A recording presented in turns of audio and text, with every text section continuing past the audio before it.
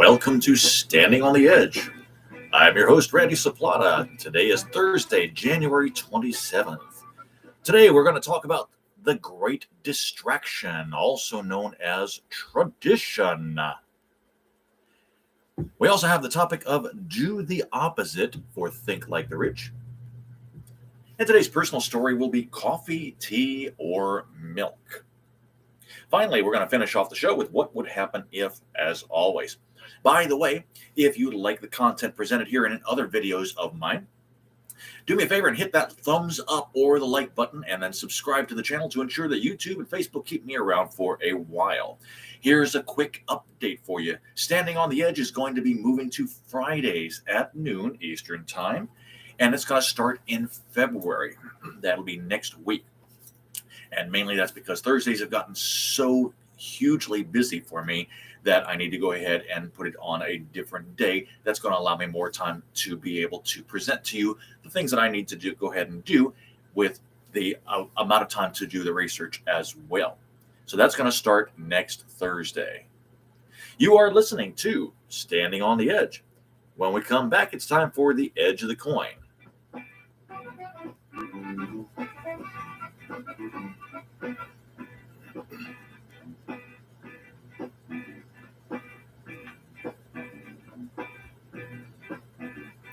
And welcome back to the show. The Edge of the Coin is brought to you by the CS Media Group. We provide the outstanding talent and you get the extraordinary entertainment. The Edge of the Coin is a segment that shows us a way of opening up our mindsets to allow us to explore both sides of any situation.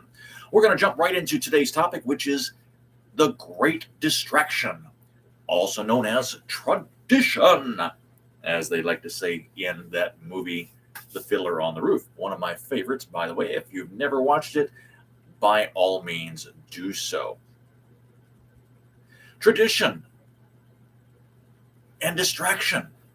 It's so easy for them both to go ahead and get intertwined and to do exactly the same thing that they are designed to do, which is to distract you from all the pressures and all of the differences in the world, all of the bad news that's coming your way, and all of the different things that are allowing you to keep, or that are keeping you from being slow down, to calm down, to be able to relax, to do whatever you need to go ahead and do. That's why we have so many traditions today in so many different areas. I mean, think about it.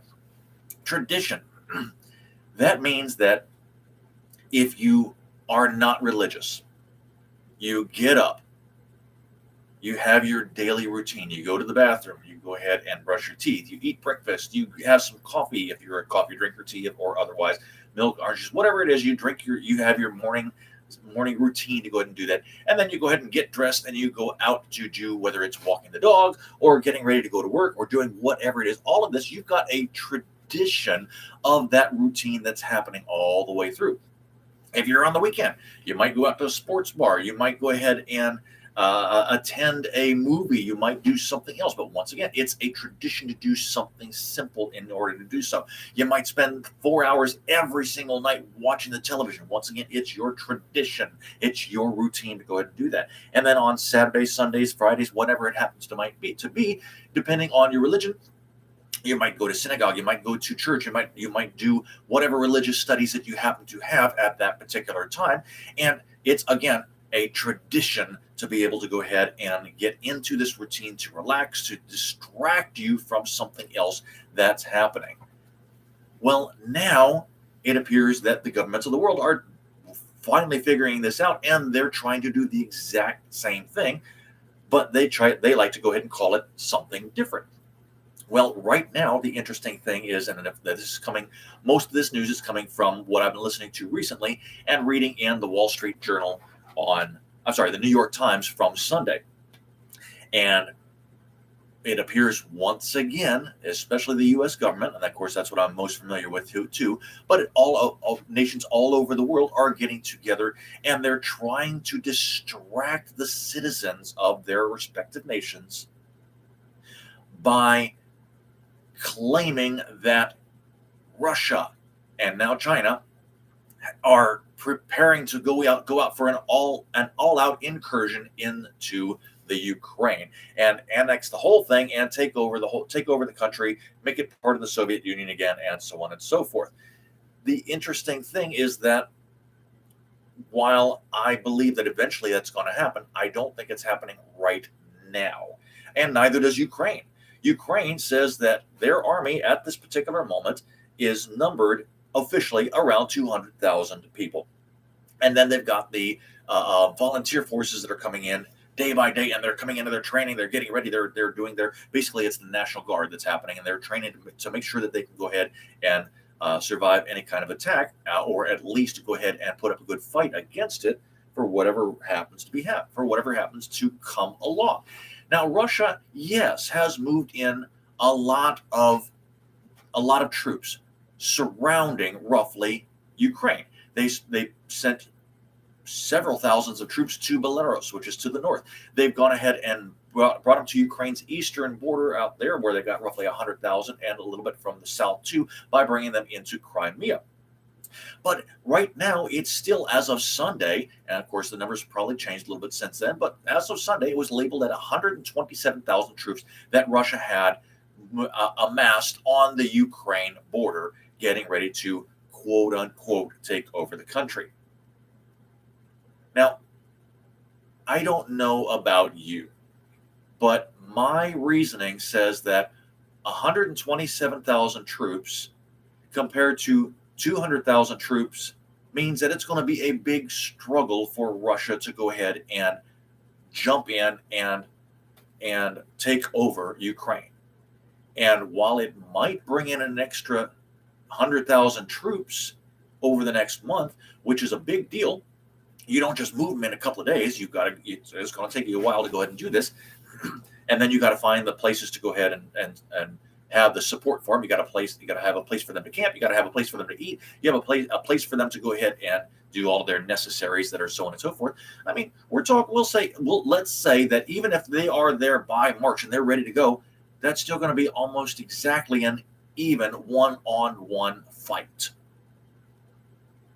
That does not make sense to me, because Russia doesn't do things that way. They've got too much of a history where they went ahead and thought that they were ready and then were overwhelmed because they let other people decide what was going on. They didn't bring enough troops to the crowd. They have too much of that history in order to go ahead and do so. And right now, there are too many people as well that are still not interested in Russia taking over Ukraine within Russia. And of course, too many people in Ukraine that don't want Russia taking them over. And too many people in Belarus also that still don't really support the Russian incursion into this particular country. Now, whether they do it or not, I think is actually going to come true. I think they will go ahead and eventually invade not just Crimea, but Ukraine, and try to go ahead and take it over, and probably go ahead and do so. But I don't think it's going to happen yet. I'm not even sure it's going to happen this year. I think it's going to happen several years down the road, probably somewhere in the neighborhood of 2005 or 2006. But right now, what they're doing is using scare tactics. They're using scare tactics to go ahead and try to get Ukraine to go, oh my gosh, they're coming. They're coming. They're going to do something. We're going to go ahead and really get bad, and the economy is going to get hugely worse, and we're going to just go ahead and die a slow death or a quick death or whatever. Something. I don't think that's happening. I think that Russia is trying to go and use those scare tactics to go ahead and get Ukraine scared. Plain and simple, to go ahead and do that, so they can go ahead and eventually go ahead and walk in and not have to worry about whether or not they've got a one-on-one fight going, that Ukraine's just going to go ahead and say, okay, we're tired of the tactics, just come in, we'll give you the government. England, at the same time, has gone ahead and sent spies into Russia and into Ukraine as well, and the intelligence that they're gathering says that basically Russia is planning to go ahead and overthrow the government in Ukraine without a military fight and set up their own crony to go ahead and support Russia while they're doing so. I don't know if this is true or not, but it sure sounds like something that Russia would do. So definitely a position to go ahead and watch. Now, why am I talking about Ukraine right now on a small business and entrepreneur show? It's this reason. First and foremost, Ukraine has an economy that is tanking right now, for lack of a better word. There have been a lot of people from the U.S. embassies that have been pulled out or told to go ahead and pull out. There have been a lot of people from the English embassies and several other embassies in Ukraine that have pulled out. The small businesses that support those embassies in the Ukraine are hurting because of this. And anytime there's any kind of government function that decides to pull up roots and move, that's going to affect that local economy. And since that local economy is in Kiev, which is the capital, this, of course, is going to trickle down into the rest of the country as well.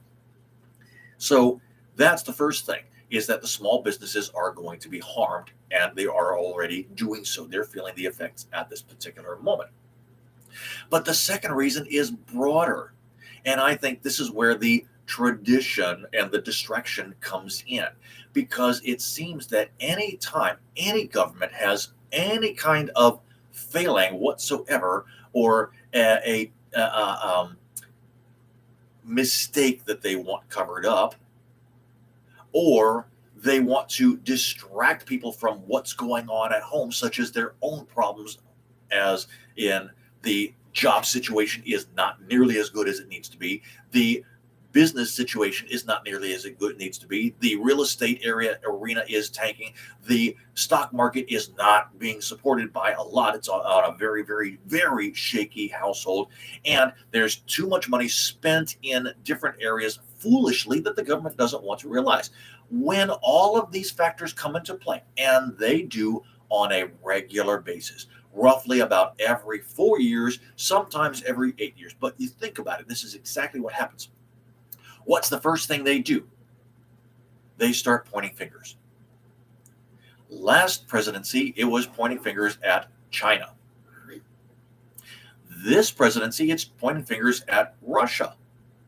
And they start going, well, you are doing this and you're planning this and you're going, they start going ahead and accusing the different countries of whatever it happens to be.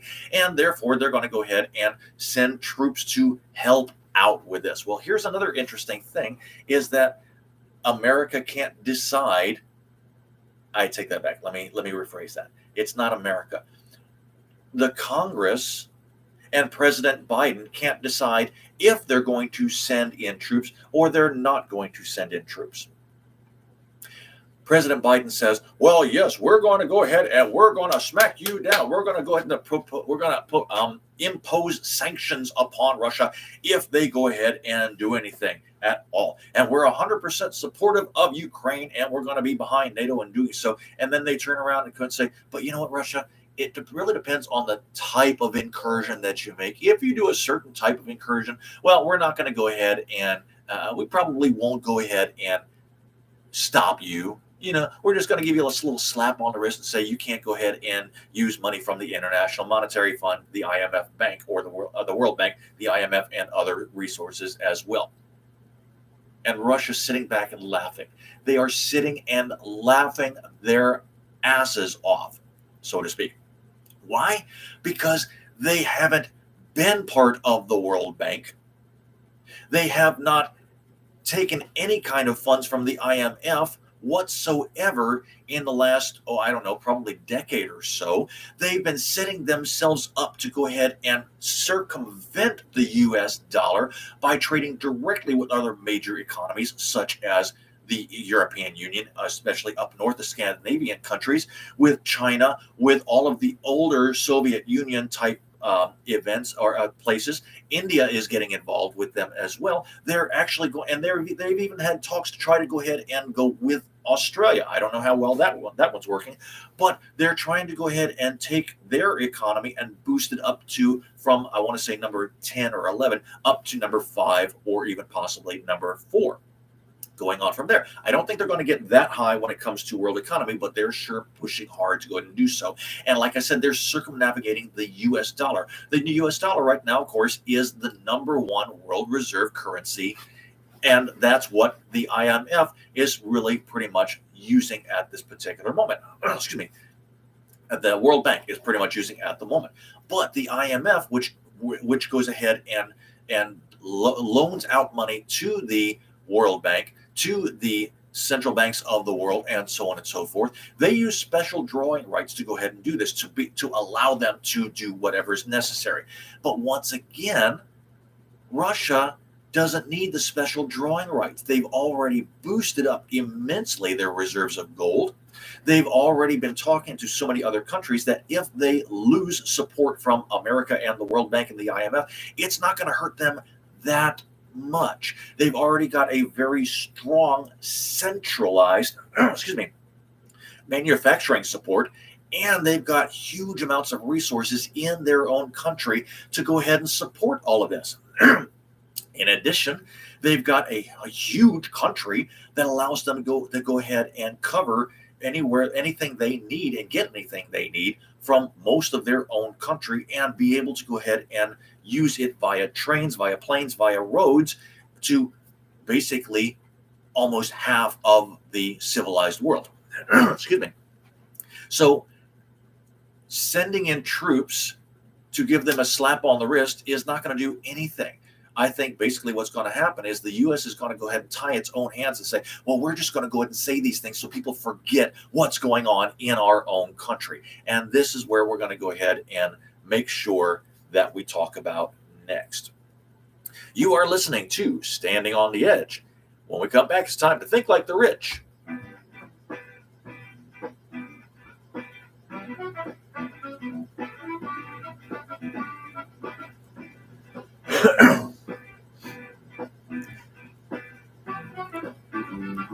And welcome back to the show. Think Like the Rich is brought to you by Hers Decadence, offering luxurious refreshments for your body inside and out. And Hers Decadence has changed to Mama's Decadence. I forgot to go ahead and change that there. Let me do that right now. You need to treat a bit of your body. You need to treat your body and that of your lover, especially since Valentine's Day is coming up, to a bit of luxury from Mama's. You can find out what's available by emailing Heather at mamasdecadence@gmail.com. That's MOMMA, mamasdecadence@gmail.com. Think Like the Rich is a segment designed to help everyone think past their circumstances and encourage a different course of action. Today's topic is do the opposite. Do the opposite. That's exactly what I want you to think about right now. Why? Well, let's go back and start talking or continue talking about what Russia was doing, which is they're setting themselves up to go ahead and have their own self-sufficient economy that does not depend on the World Bank. It does not depend on the IMF. It does not depend on their central banks all around the world, and it definitely does not depend on the US dollar. They are really setting themselves up hard, and they're ready to go ahead and do this.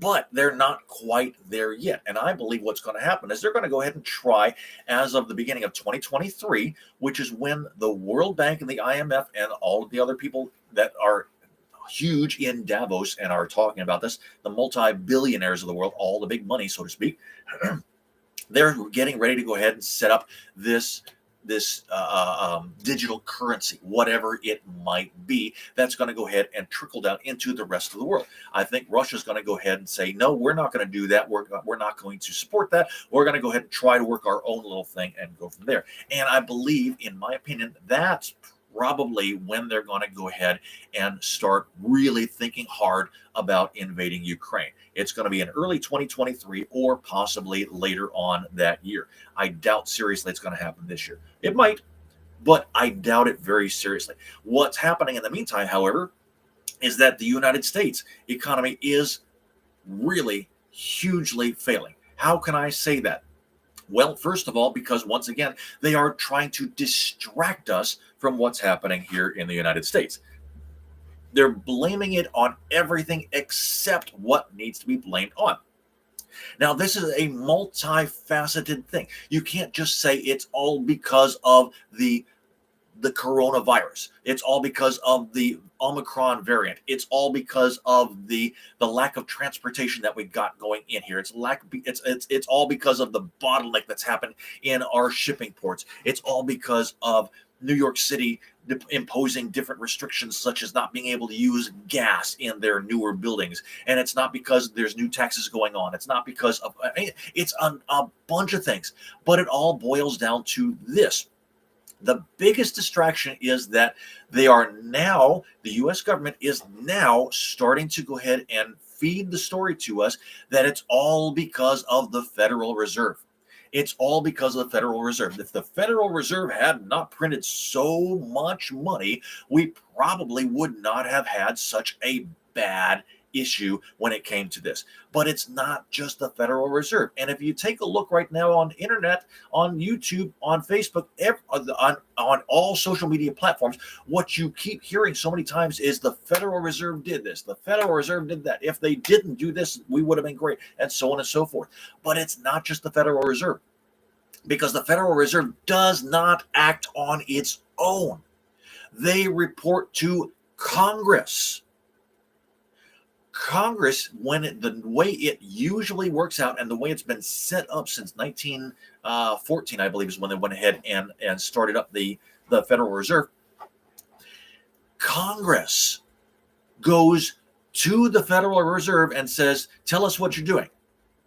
And then they say to the Federal Reserve, we've got all of these programs here that we want to go ahead and either continue or to start up or to go ahead and make sure that they stay afloat for whatever reason.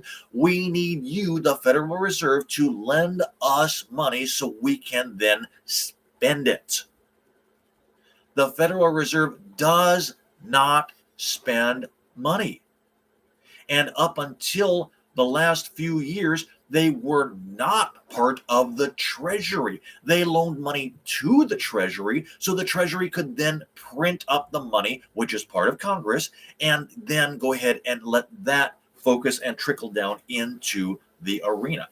Now, they've still been going ahead and kind of acting as the Treasury in certain respects, because since 2018, they've been directly injecting the loaner money, so to speak, into the stock market, into the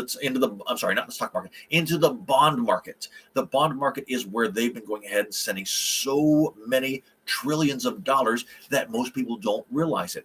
But once again, they have to go ahead and go through Congress, and Congress is saying, help us, help us, help us. We can't do it on our own. Now, right there, that one statement should really send up huge red flags to everybody, because for years, for decades, for centuries, the Congress has been saying, we are great, we are strong, we are able to handle anything that comes our way. And now they're saying, we can't deal with this Omicron variant. We can't deal with our stock market, our bond market having tanked. We can't deal with the real estate reserve market. Sorry, not reserve market. We're the real estate market trying to go ahead and go down. We need more money to spend. Help us. Give us the loan so we can go ahead and send out these different things, such as the stimuluses, such as the extra tax credits, such as the extra whatever, something like that. Okay. Now you're going to hear me working both sides of that coin, because I think in a lot of ways the government wants to be partners with the people of their respective countries, because if they can get them working in the proper way, they're going to get more taxes out of them.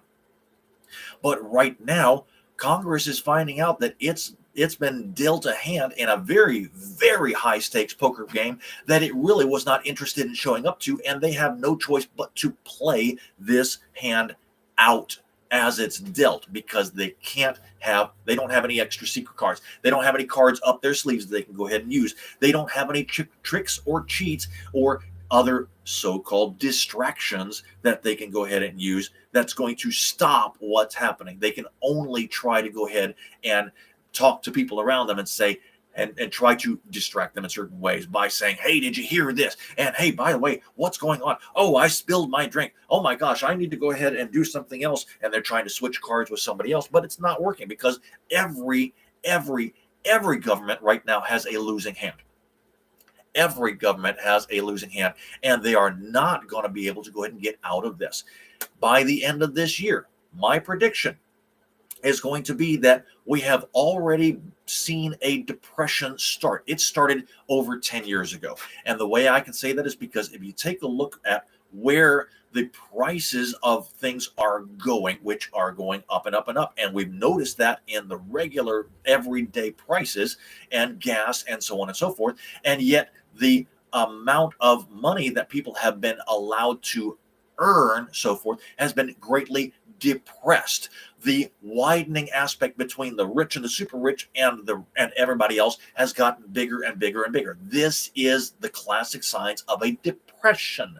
And a depression is not a recession. It's not a quick in, a quick out, and let's go ahead and do things. It is something that is done over years and years and years, and it takes a very long time to go ahead and get out of.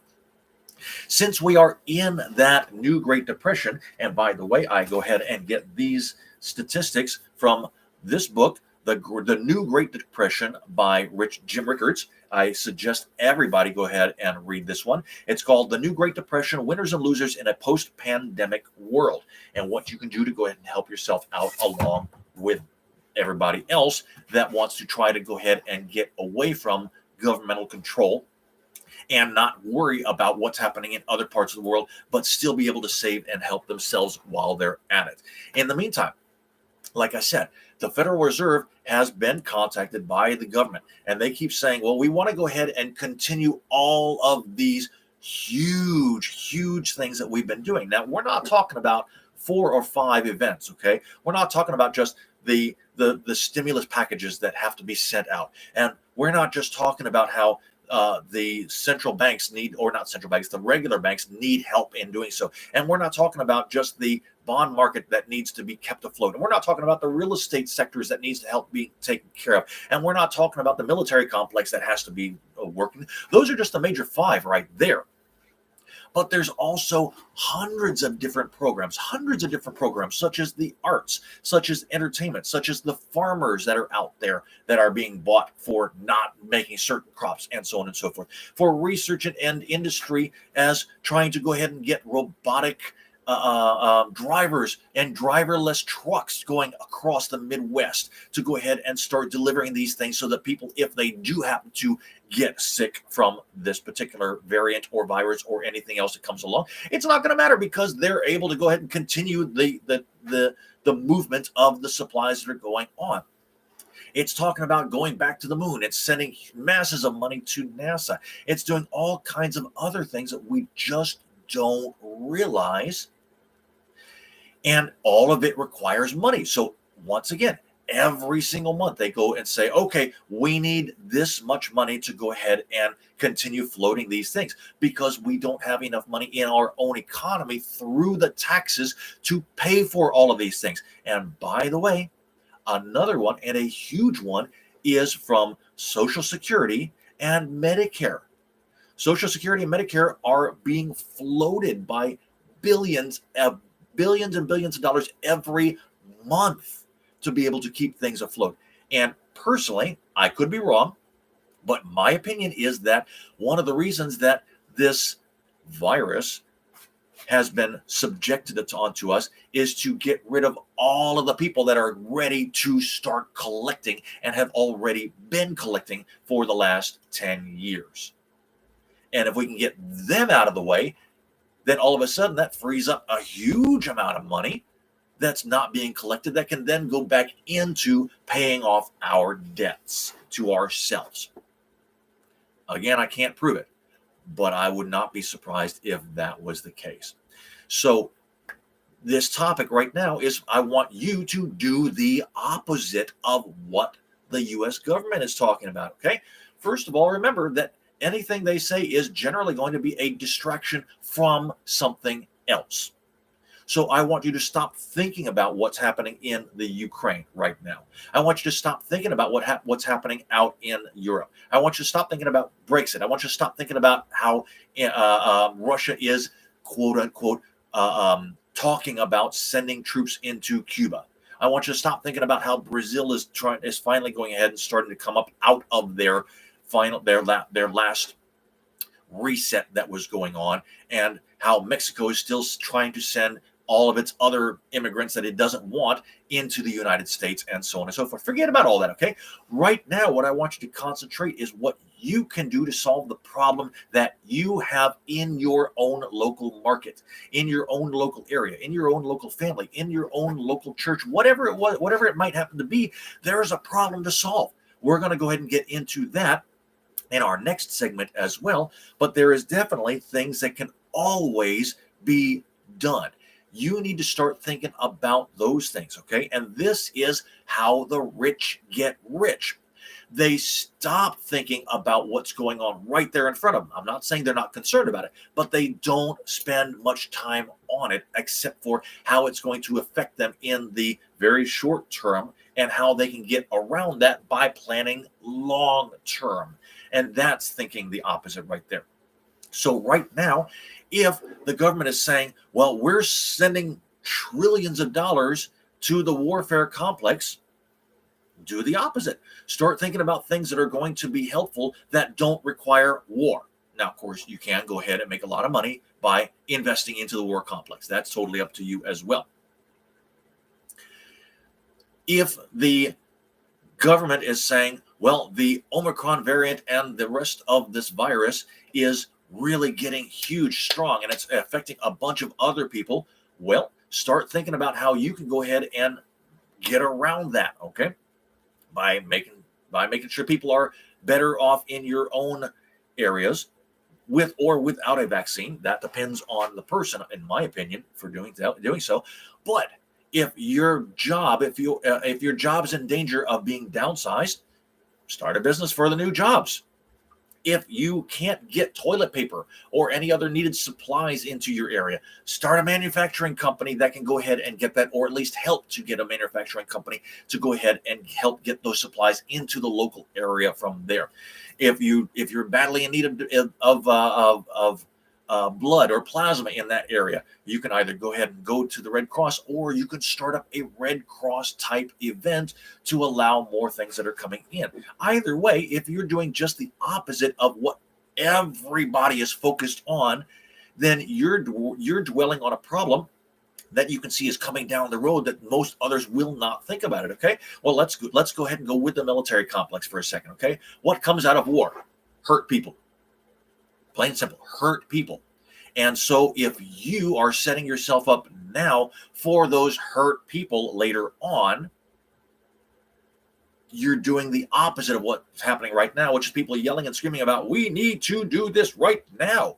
Start setting yourself up in the future to be able to make yourself more successful as you go along, and do the opposite of what everybody else is focused on right now. And this is the secret to getting rich.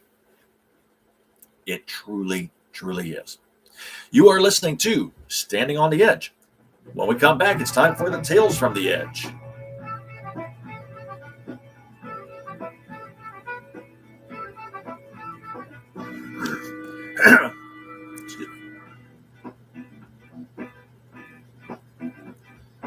Welcome back to the show. Tales from the Edge is brought to you by the HRS Foundation, investing in future generations to ensure a better tomorrow. Tales from the Edge is a shared personal example of people and situations that I've experienced during my path to growing wealthy. Today's story is called Coffee, Tea, or Milk. Well, you know what? The funny thing is, for those of you that are going, why the heck are you talking about these things right now? It pertains. Why? Because it doesn't matter what you drink if the store is closed. If the store is closed and you can't get coffee, or you can't get tea, or you can't get milk, it does not matter. And this kind of really affected me the other night. Now, most of my events, so to speak, happen later on at night. I will go ahead and host team trivia a lot of times in several different restaurants throughout the northern Atlanta area, and we'll go ahead and get home anywhere between 10:30 and 11 o'clock at night. Well, I got home the other night. My wife said, I really want to have biscuits. I want to go ahead and I want to send you to the store. Go ahead and get me some biscuits and some gravy so we can go ahead and make it for breakfast for tomorrow. I got to the store and was told the store is closed. People are still in the store. It's 6 minutes until closing time, but they've already locked the doors and they're not letting anybody else in. Now, this might not seem like such a huge issue, except for this. Before 2020, our economy, and in much of the world as well, especially in very large cities, meant that you could find stores that were open 24 hours a day, or they'd be open till midnight, or they'd be open till 2 o'clock in the morning. Either way, it was a very late event, and you had no issues whatsoever getting anything you needed because they were there, they were stocking, they were ready to go ahead and help you, and you could go ahead and get what you needed when you needed it. We were using the on-time event plan that most stores use, meaning that they ordered only just enough to keep their stores filled so that when people decided they wanted to come in very late thing at night, after midnight, and be able to pick up milk or coffee or tea or biscuits or whatever else they needed for that particular night, they could go ahead and do so. And then overnight, literally, the governments of the world shut down every single economy in the world. Every single economy in the world was stopped for 6 weeks or more. And you could only get what you could get because nothing was coming into the stores. The stores, if they were open, were only for 4 or 5 hours a day in many cases. And basically overnight, we went from 2019 all the way back to the 1950s. Because back in the 1950s into the 1960s, stores didn't stay open late. And it didn't matter what city you were in. Even in New York City, most of the stores shut down at 10 o'clock or 11 o'clock at night, if they were open even that late for that matter. And then as the time went by and the cities grew bigger and bigger and bigger, they started staying open later and later and later until finally even New York City had 24-hour events most of the time that were going on. Well, it doesn't any longer. But going back to, it doesn't matter when the stores closed. And what I was saying last segment is that this is where we're at right now.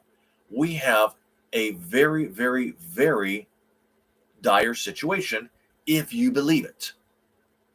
The bottlenecks of our ports are meaning that there are more and more ships arriving every single day right now, and they're sitting offshore. They're not able to go ahead and unload their cargo due to certain events, and they're not always what the government is telling us. It's not always the fact that there's just not people there to go ahead and work because they're sick. There's a lot of times where the people on the ships have not been authorized to pay the excess taxes that have now been piled up for unloading their stuff, for unloading their cargo. And every day that they sit out in port is costing them money, and they're having to get the other respective countries that have put it on in the first place to go ahead and start paying the extra money so they can go ahead and unload their ships. Pretty soon it's going to get to a point where those same ships are going to start taking and going to different countries and saying, we're just going to go ahead and get rid of this here because obviously you can use it, and we will take whatever you can pay us so we can empty these ships and move on to the next thing and start working it out again, because it costs them more money to sit than it does to move and get rid of it, even if it's at pennies on the dollar to go ahead and do so. So that's what's going to start happening. When that does, then the United States and other countries as well are going to find themselves in even a greater pickle, because now all of this product that we've taken and brought in from other countries, whether it's fruit from South America or Central America, whether it's clothes and electronics from China, whether it's things from gold and silver from India, whether it's, I mean, you name it, whatever country it happens to come into is not going to be able to make it here. Therefore, we're going to be all of a sudden finding that we can't buy what we want even more than we do now, because we just don't have it. And that's going to send prices even further skyrocketing in doing so. The economy here in the United States has gotten into a consumer economy rather than a producer economy. And so therefore, all of a sudden, we're going to find that because we can't get what we want, such as fruit from other countries, they're now going to be really hugely impacted by buying things from Florida, by buying things from California, by buying things from Georgia, by buying things from the southwestern United States that might need certain things. And all of a sudden, those prices are going to go skyrocketing, boom, super high, because there's only so much of it that they can go ahead and feed the rest of the country. And even more importantly, that they've been promised and have been bought out not to produce in certain past times. Okay. So if we're needing cotton to go ahead and start making shirts, well, guess what? The cotton is not going to be there because the cotton has not been utilized as much as it has been over the past few decades from other countries. So we're going to have to start really ramping up our products from there. I would go ahead and surmise that South Georgia is going to have a huge, huge cotton crop coming up either this year or the next year, because they're already starting to think about these things in advance, which is something else you might be thinking about too. Okay, if you like fruit, well, hey, you can go ahead and start planting.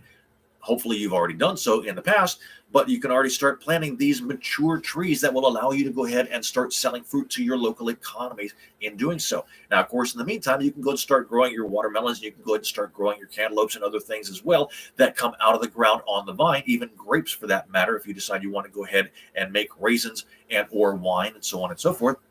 But once again, these are things you can do in the interim. But if you want something like peaches or apples, or you want any kind of nut tree or something like that, it takes almost 20 years to have a tree that you've just started to go ahead and mature fully. Now, they will go ahead and start producing fruit generally in year 7.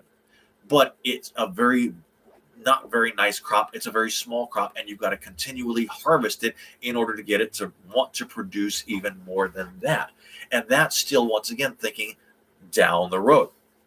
So if you want peaches and you want to go ahead and start putting it in, and you buy a peach tree from Kroger, or you buy a peach tree from the Home Depot, or from wherever else you might be able to get it, your mature trees that you're able to go ahead and plant, if it survives, first and foremost, it's going to be at least another 3 years before it starts producing a fruit for you to go ahead and do so. And be able to pick and be able to utilize and eat, let alone try to go ahead and sell off to somebody else. So these are things you've got to start thinking about in the future. And this is, once again, why we're not going to be coming out of our depression anytime soon, because we have not prepared ourselves for these things. And I'm just using two very capable products and commodities that can be used and have been used in the past and produced in the past by the United States, but are not doing so quite so much as recently. In the Midwest, they've gone ahead and stopped producing corn in a lot of ways, and they've started making soybeans. Well, what is soy used for? What is soy good for? It's good for biofuels, which they're not making as much of anymore. It's good for feeding to pigs and other animals, and it's good for certain food products. That's pretty much it. Now, those are pretty big industries, but that's pretty much it. But corn can be utilized for so many more things as well. And the United States government, up until I want to say President Trump got into presidency, and I could be wrong with that one, but prior to that, for years and years and years, the Midwest farmers have been paid a subsidy to not produce corn, to not produce the other vegetables that they had, and to start producing soy so that they could then be used for the greener types of fuels. But now that they're not using them, or now that they're not using them as much, once again, we're finding ourselves in a crunch, in a pickle, because the things that we would normally use are not available to us. And that's going to send prices again skyrocketing even more so than normal. Sugar is the same way. Sugar is going to be huge. And that's another commodity. So if you want to go ahead and get rich, you need to stop thinking about the wars that are going on and start thinking about things that are going to be really, really, really important over the course of the next year, and invest into those things and start reaping rewards as you go along with it. And this, again, is how you pick up the pieces and you start to get richer and richer and better off, as well as in helping your own local economy and making things better for your fellow humankind. So when it comes to coffee, tea, milk, it doesn't matter if the store is open or it doesn't matter when the store is closed, because it's not going to be available. Start making things available, and you're going to be finding yourself very popular in the very, very, very near future. Now, what happens if you just don't have the money? Well, if that's the case, then you need to go ahead and start figuring out a way to go ahead and take what you can right now, keeping a small portion for yourself. Don't necessarily hoard it, but keep aside a small portion for yourself, 50% or less, and then start repackaging it so you can go ahead and sell it off to other consumers later on that you'll need it. Okay. Now, of course, the hard part is storing it. But here's the interesting thing. Let's go ahead and take sugar again for a second. And we're going to go ahead and work our way back. This might sound familiar to people 100 years ago, from 100 years ago, that had done this in the past. Okay. Sugar used to be sold in tiny packages.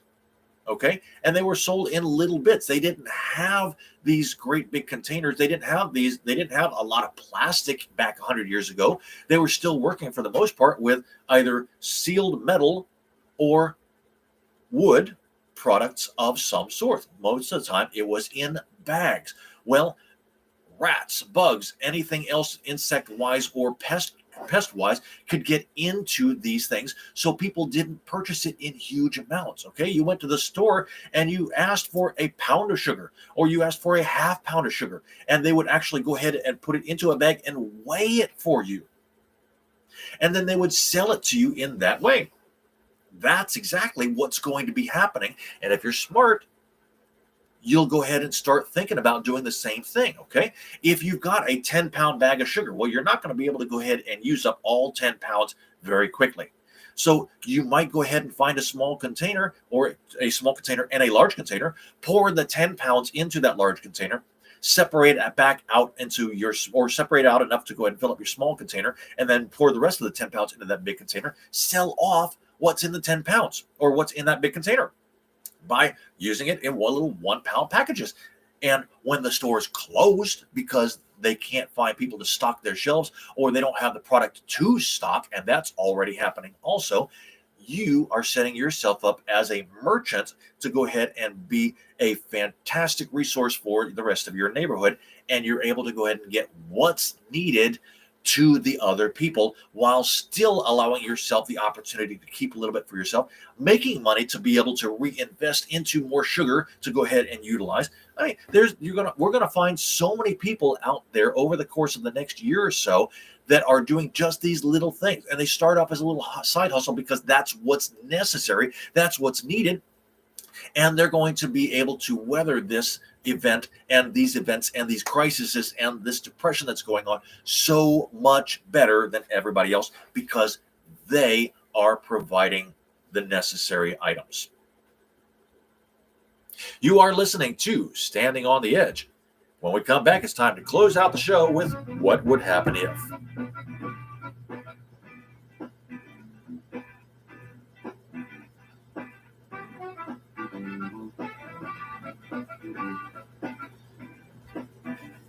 Welcome back to the show. What Would Happen If is brought to you by the DJR Enterprises. Today's topic for What Would Happen is you need to learn new ways to sell yourself.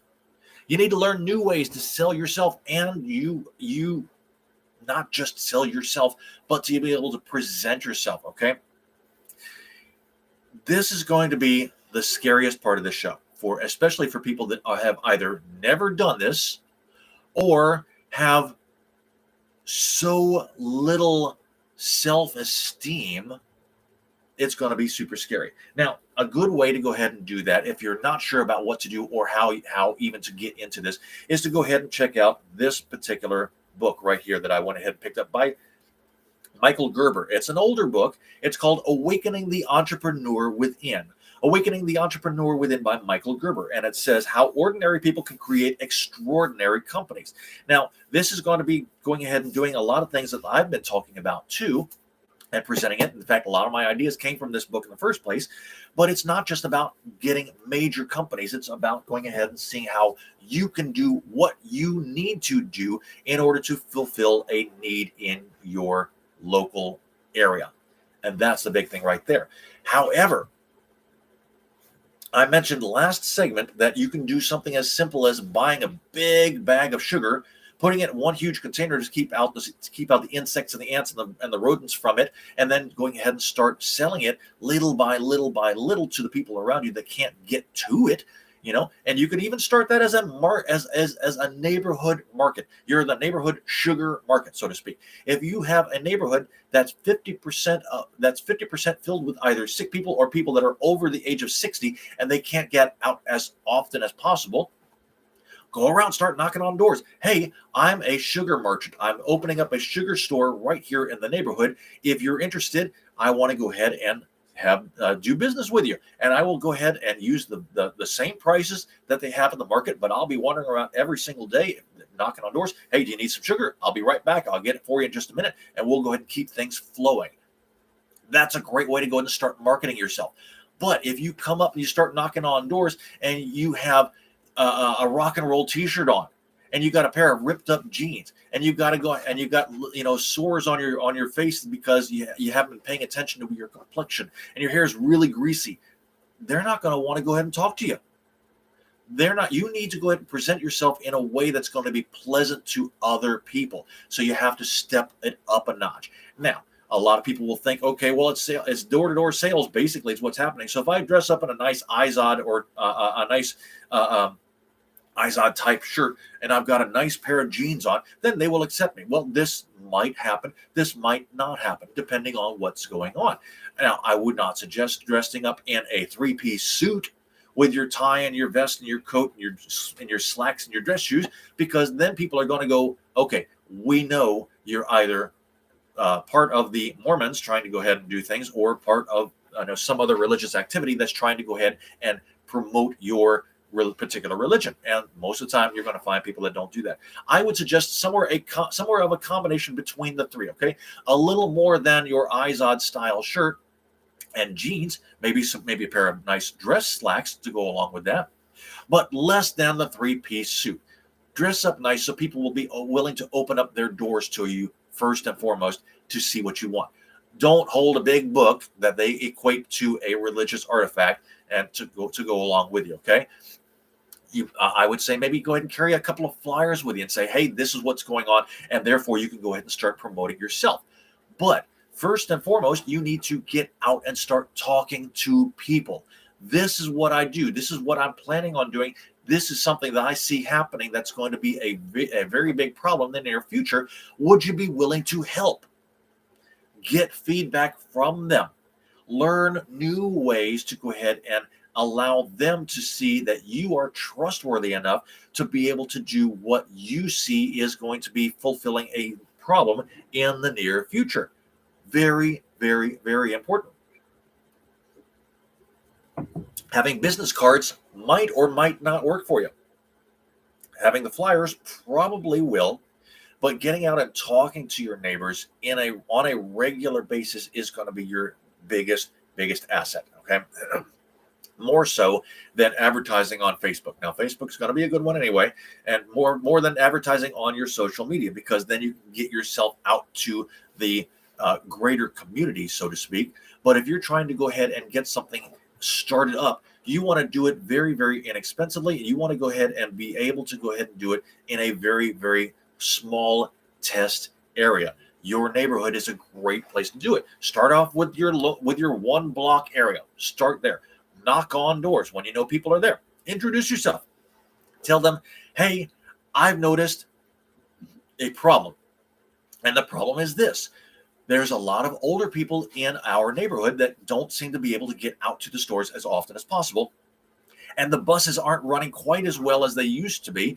And I want to go ahead and help out with this. I can't go ahead and get your groceries for you, but I have excess sugar that I'm willing to go ahead and sell, or I have excess fruit that I'm willing to go ahead and sell at the market price, or I have excess whatever, something of that nature. Okay.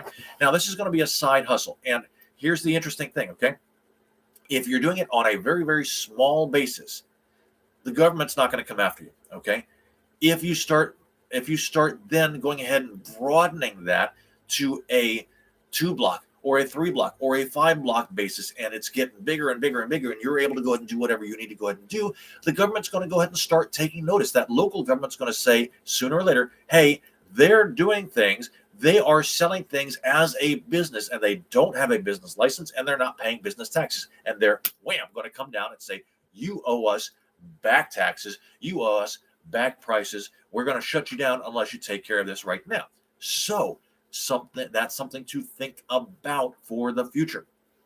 If your 1-block enterprise, if your 1-block venture becomes successful and you decide to go beyond that, the most that I would say that you can do and still stay under the radar is probably going to be about 3 blocks. 3 blocks in your local area. Once you get larger than that, you need to, at the very, very, very least, apply for a business merchant license. It is not expensive. It's done most of the time on a 1-year basis. And as long as you get it as close to the beginning of the year as possible, or even the end of the current year for the next year, then you're going to have the most time to do whatever you need to do to expand into that. Now, of course, once we really start hitting into this big, huge depression, and it's going to become a recession as well in doing so, and people are going to be just trying to get whatever they can as they can, well, the business licenses aren't going to be quite so worrisome to begin with, because the police and the governments are going to be more worried about people trying to go ahead and trying to stop the rioting in the streets and so on and so forth.